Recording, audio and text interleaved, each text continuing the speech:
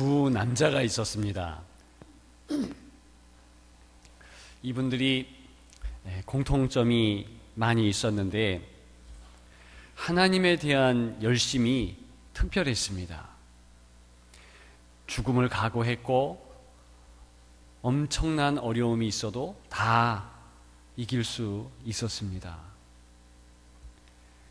이분들은 하나님 앞에 특별한 업적도 남겼습니다. 또 이분들은 아주 유명한 유언을 사랑하는 사람들에게 행했습니다.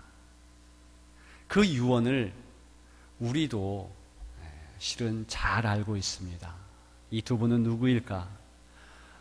바로 모세와 바울입니다. 그런데 하나님을 잘 섬기도록 유언을 남겼는데 모세가 남긴 유언은 신명기의 말씀이요. 이제 사도 바울이 남긴 유언은 저와 여러분들이 오늘 나눌 본문을 포함한 디모데 후서의 내용입니다. 두 분 다 하나님 앞에서 이렇게 사랑하는 사람들에게 유언으로 귀한 내용을 남길 수 있는 큰 특권을 받았는데 두 분의 유언의 내용은 사실은 많이 틀립니다. 이 모세의 유언의 결론은 하나님 안 섬기면 망한다, 그런 내용입니다. 나가서도 망하고 들어와서도 망한다. 그래서 신명기 초기에 4장에 보면 건너가서 얻는 땅에서 속히 망할 것이라. 중반부에도 신명기 28장에 보게 되면 들어와도 저주를 받고 나가서도 저주를 받는다. 후반 신명기 31장에 보더라도 여호와의 목전에 악을 행하여 너희의 손으로 하는 일로 그를 경노하게 함으로 너희가 후일에 재앙을 당하리라. 이렇게 하나님 떠나면 저주다, 주의해라, 이런 어투로 이야기했다는 것입니다. 그에 반해서 오늘 같이 나눌 사도 바울의 유언의 내용의 결론은 하나님 믿으면 풍성하다, 하나님 믿으면 좋다, 그렇게 긍정적으로 하나님 믿는 일에 대해서 이야기하고 있다는 것입니다. 아니 과연 이렇게 긍정적으로 얘기하는 바울과 부정적으로 얘기하는 모세는 어떤 차이가 있길래 그렇게 같은 하나님을 믿어라라는 내용을 이토록 다르게 이야기할 수 있을까? 단 한 가지의 차이가 있습니다. 그것은 예수 그리스도입니다. 예수 그리스도를 경험했는가? 예수 그리스도를 경험하지 않았는가? 이 차이라는 것입니다. 구약, 특별히 이 모세는 예수님을 알긴 알아도 어렴풋이 알았습니다. 오실 예수님을 기대했고 고대했습니다. 따라서 구약의 모든 내용은 구원도 완전한 구원이 아니고 영생도 완전한 영생이 아니며 은혜도 완전한 은혜는 아닌 것입니다. 예수님께서 내가 율법의 마침이라 이야기하셨던 것과 마찬가지로 예수님이 오셔야지만 비로소 완전한 은혜, 완전한 구원, 완전한 영생에 대해서 확실하게 알 수 있는 것입니다. 구약은 다 그림자예요. 실체가 오기 전까지 유비로서, 비유로서 그렇게 존재하는 것입니다. 그렇다고 구약이 부정되거나 모세가 부정되는 것은 아닙니다. 그 과정을 통해서 하나님의 은혜를 인생은 체득할 수 있고, 그 시간의 흐름에 따라서 하나님의 마음을 점점 알 수 있는 것, 그것이 구약과 모세가 있는 은혜인 것입니다. 그렇다면 오늘은 저와 여러분들이 과거의 성도들과 우리는 어떤 부분에서 풍성한가, 오늘 본문을 통해서 나누려고 합니다. 첫째는 감사의 내용이 풍성하다는 것입니다. 감사의 내용이 풍성하다. 오늘 본문을 집필하고 있는 본문의 저자가 된 바울은 누구에게 편지를 하는 것입니까? 2절에 보니까 디모데에게 편지한다 그랬습니다. 그러면서 그 첫 내용이 나는 당신 때문에 감사하다.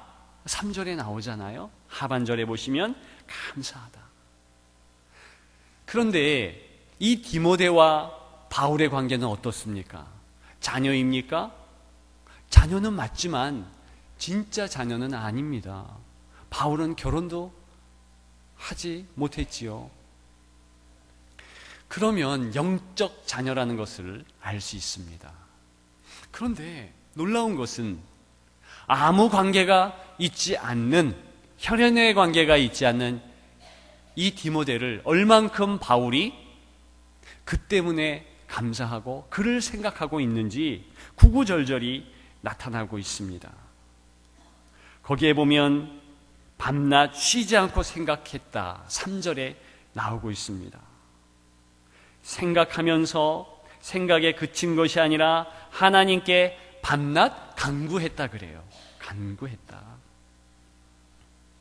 내 자녀가 아닌 남의 자녀인데 이렇게 하나님 앞에 간구할 수 있을까? 그리고 그가 떠날 때에 눈물을 흘리는 것을 기억하며 또 돌아와서 만날 것을, 그 웃음을 기억하면서 기대하고 있는 노종 바울의 모습을 보면 숙연해지기까지 합니다. 디모데는 사실은 혼혈인입니다. 어머니는 유대인이지만 아버지는 헬라 사람입니다. 이방인이지요. 옛날식으로 이야기하면 그토록 멸시했던 사마리아인 같은 그런 사람입니다. 원래 그런 혼혈인이라든가 나와 관계없는 사람들은 감사할 내용이 아닌 것입니다. 나에 대해서만 감사하면 되는 것이고, 또 나와 관계 있는 혈육, 가장 큰 범주는 민족, 이스라엘 족속, 그렇게 감사의 제목이 국한된다는 것입니다. 그런데 예수님 때문에 사도 바울 통해서 우리가 볼 수 있는 것은 성도의 감사의 범주가 훨씬 넓어졌다는 것입니다. 이제는 혈연이 아니라 예수 그리스도의 피보혈을 수혈받은 모든 이들이 다 가족이라는 것입니다. 그리고 그들을 품때 가장 큰 감사의 대상이 된다는 것입니다. 저와 여러분들 한번 생각해 보지요. 우리의 기도의 감사의 제목은 무엇입니까? 보통 자녀에 대한 것이 아닙니까? 자녀가 없다면 내 부모에 대한 것이 아니겠습니까? 아니면 형제 자매. 혹시나 우리는 계속해서 감사의 제목이 거기에만 맴돌고 있는 것은 아닌지, 남의 자식을 위해서 내 자식처럼 감사하고 있는지 되물어 보는 그러한 본문인 것입니다. 어떠십니까? 과연 우리는 우리 공동체의 다음 세대를 위해서 마음을 다해서 축복하고 감사하고 있는 것은 사실인지. 오늘 본문에 보면 이 사도 바울은 디모데를 보면서 감사하는데 그 이유가 뭐냐? 5절에 정확하게 나옵니다. 내 외조모 로이스, 내 어머니 유니게 속에 있는 믿음, 그 믿음이 디모데에게 있으므로 감사하다. 오늘 본문은 그거거든요. 그러면 비록 내 자녀가 아니라 할지라도, 남의 자녀라 할지라도 내 자녀와 같이 그런 마음으로 믿음이 전수가 되고 성숙한 신앙인이 되는 것이 지금 목도되어지면 그게 가장 큰 감사 제목이 돼야 된다는 것입니다. 누가요? 저와 여러분들이 그렇게 해야 한다는 것입니다. 비록 내 자녀가 아닐지라도, 자녀도 하나님이 주셔야 자녀가 있는 것이지요. 하나님이 허락하지 않은 가정도 없지 않습니다. 그렇다 할지라도 다 내 자녀로 품고 저들을 통하여서 하나님께 감사할 수 있는 그러한 교회의 공동체, 이것은 비단 자녀 세대에 국한되지 않습니다. 윗세대, 부모님, 비록 내 육신의 부모님이 아니지만 순에서 만나고 교회에서 만난 윗세대 어른들도, 어른 성도들도 마음을 다해서 공경하고 그분들 때문에 하나님 정말 감사합니다. 그렇게 감사할 수 있다면 얼마나 하나님의 은혜가 풍성할까요? 예수 그리스도 때문에 우리는 그렇게 감사해야 한다는 것입니다. 그렇게 되는 저와 여러분들 되시기를 주님의 이름으로 축원합니다. 또 한 가지, 예수님 때문에 풍성한 신앙의 생활, 어느 부분에서 결판이 되는가?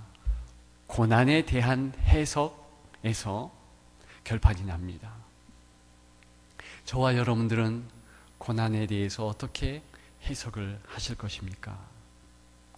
고난은 원래 하나님이 창조하신 것은 절대로 아닙니다. 에덴 동산에는 고난과 아픔과 눈물이 있었을까? 없었죠. 없었습니다.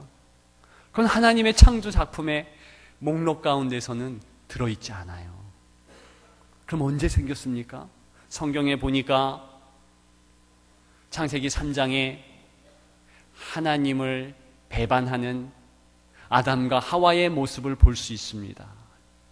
하나님을 배반하고 떠나는 그 죄 때문에 성경은 가시덩굴과 엉겅퀴가 땅에서 났다 그래요. 이것이 죄의 결과물인데, 가시덩굴, 엉겅퀴, 하나님이 창조한 것이 아니잖아요. 이것은 죄의 돌연변이인 거예요. 죄의 돌연변이. 무엇을 상징합니까? 그때부터 하나님 떠난 인생은 힘든 거예요. 고난이 있고 아픔이 있고 눈물이 있는 것입니다. 인생이 가는 어느 곳에 어디든 땅에서 가시가 나네요. 예쁜지 알고 장미꽃을 만졌더니 거기에 가시가 있네요. 이것이 인생이 된 것입니다. 그런데 신약에 와서는 그 고난에 대한 관점이 완전히 바뀌어진다는 것 아십니까? 그 옛날 모세, 예수님이 오기 전에 사람들은 어떤 식으로 생각했는가? 고난은 저주인 거예요. 고난받기 싫으니까 하나님 붙잡는 것입니다. 그렇게 나오는 거예요. 그런 도식으로 사람들이 다 하나님을 쫓았고 두려운 마음으로, 그래서 내가 혹시 고난받지 않을까? 그러면서 하나님께 나왔던 것입니다. 그런데 신약에 가면 그렇지 않아요. 예수님 때문에 그런 도식이 완전히 바뀌게 되는데, 이유인즉슨 이렇습니다. 사도 바울의 내용부터 같이 나누면 나누면 더 쉽게 이해될 것입니다. 사도 바울이 이렇게 디모데에게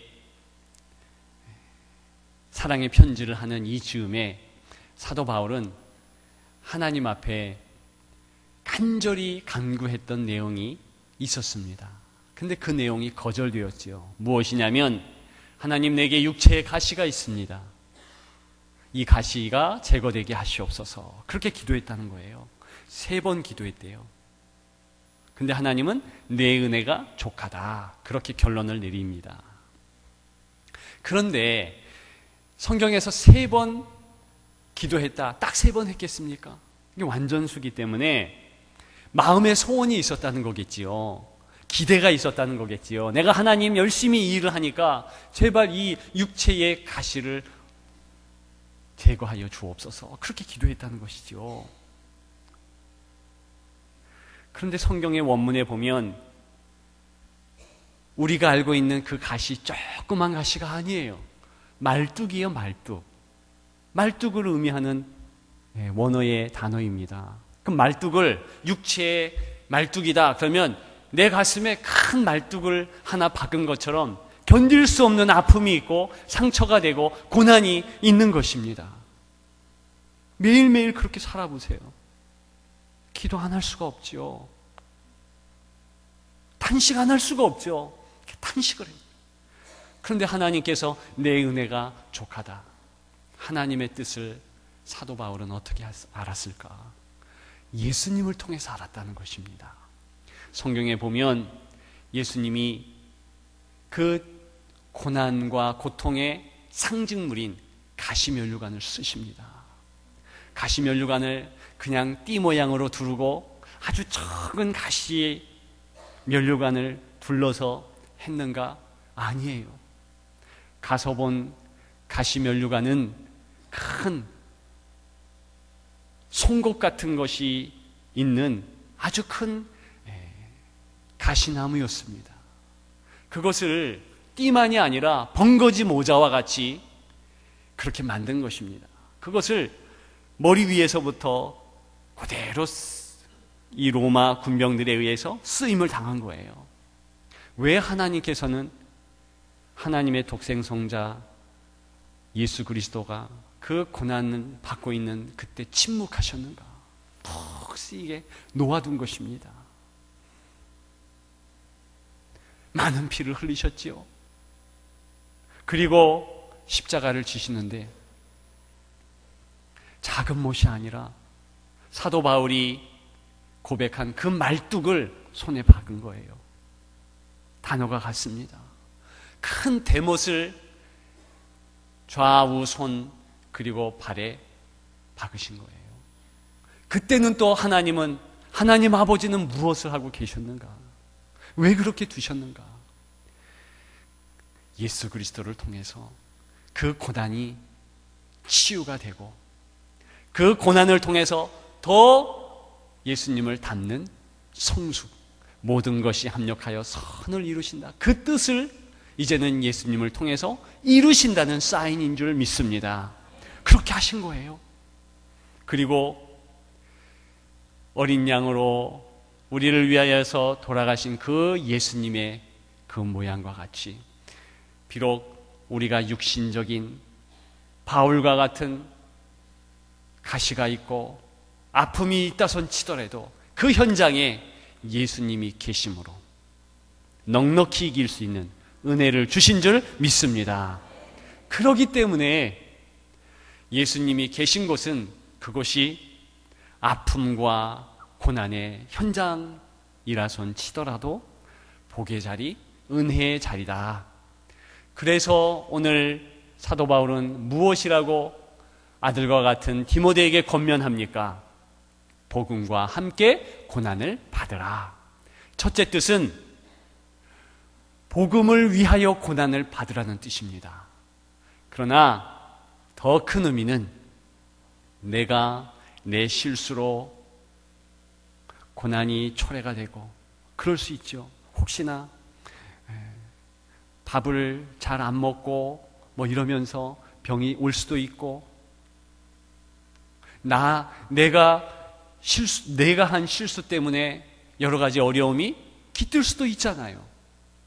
그랬다손 치더라도 주를 믿는 자녀는 예수님을 붙잡고 복음과 함께 그 고난을 다시 한번 조명하고 관조하면, 생각하고 또 생각하면 하나님께서 은혜를 주신다는 것입니다. 성숙할 수 있다는 것입니다. 이것이 오늘 메시지를 통해서 저와 여러분들에게 깨닫도록 하는 내용의 핵심입니다. 저와 여러분들 언제 완전한 고난에서 고난이 완전히 물러가는 그런 지경까지 이르겠습니까?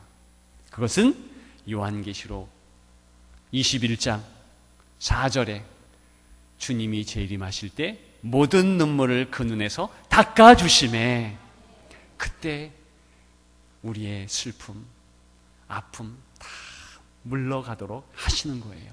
그러나 지금조차도 예수 그리스도 함께 계심으로, 그 예수님은 어떤 예수님이십니까? 우리의 감정을 다 아셔요.